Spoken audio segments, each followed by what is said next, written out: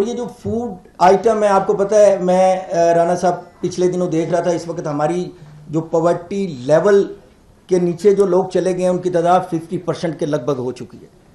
तो यानी आप अंदाज़ा करें कि 2 वक्त की आधे से ज़्यादा हमारी आबादी वो है जिसको 2 वक्त की रोटी भी सही तरीके से मुयस्सर नहीं है।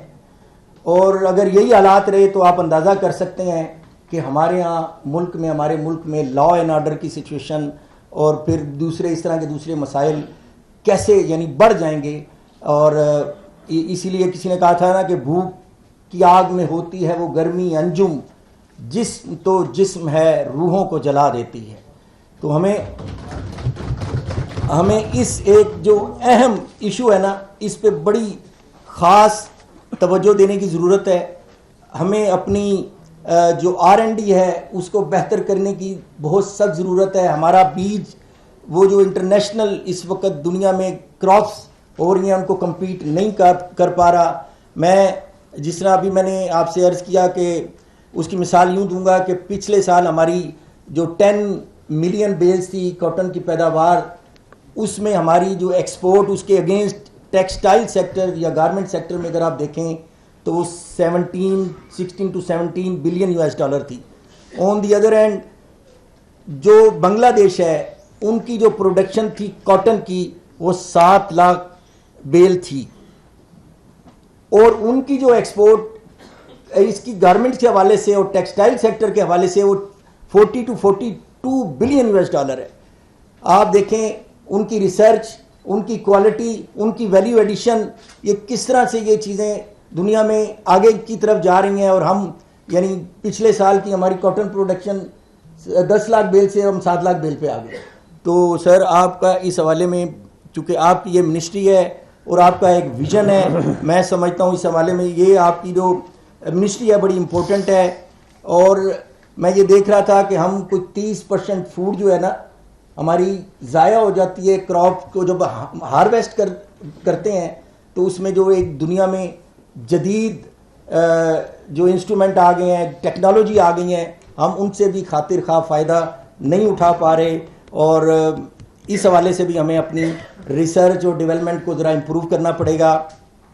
मैं ये समझता हूँ ज़ाहिर है इस वक्त जो पोस्ट फ्लड जो सिचुएशन हुई है उसमें क्योंकि नेचुरल डिज़ास्टर हैं, दुनिया की बड़ी बड़ी ताकतें भी इसका मुकाबला नहीं कर सकती। हमारी गवर्नमेंट ने बड़े अच्छे तरीके से कोशिश की है। हमारे फार्मर्स, मैं ये समझता हूँ जो फार्मर्स का जो नुकसान हुआ है उनको आप किसी अच्छे तरीके से कंपनसेट करें, उनकी क्रॉप्स की अच्छी वैल्यू। हम गुजारिश कर रहे थे पंजाब गवर्नमेंट से, दे आर काइंड इनफ, उन्होंने 2200 से रेट बढ़ा के 3500 रुपये मन किया है, लेकिन मैं ये समझता हूँ ये अभी भी कम है, इसको 4500 होना चाहिए था। और इसी हवाले से मेरी गुजारिश है कि किसानों को अगर हमारे मुल्क का किसान खुशहाल होगा तो मैं ये समझता हूँ कि हमारे मुल्क का दूसरे फ़र्द भी खुशहाल होंगे।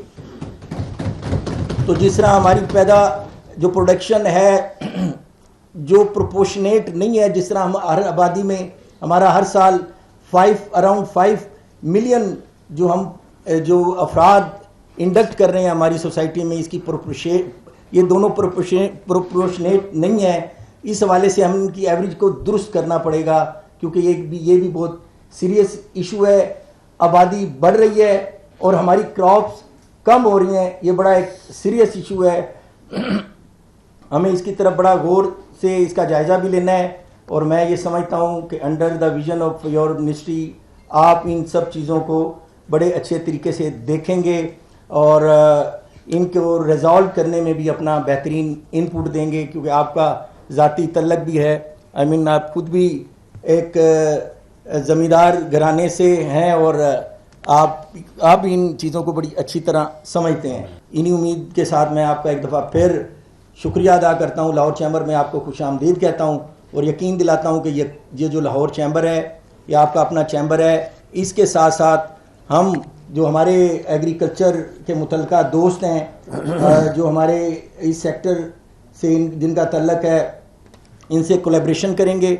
हम अपनी R&D को इन्वॉल्व करेंगे और इस एक इम्पोर्टेंट हमारी जो एग्रीकल्चर सेक्टर है इसको इम्प्रूव करने में आपका बाजू बनेंगे। तो सबसे पहले तो मैं ये आपसे गुजारिश करना चाहता हूँ कि मैं एग्रीकल्चरिस्ट भी हूँ, इंडस्ट्रियलिस्ट भी हूँ और बिज़नेस कम्युनिटी से भी मेरा बहुत गहरा ताल्लुक़ है।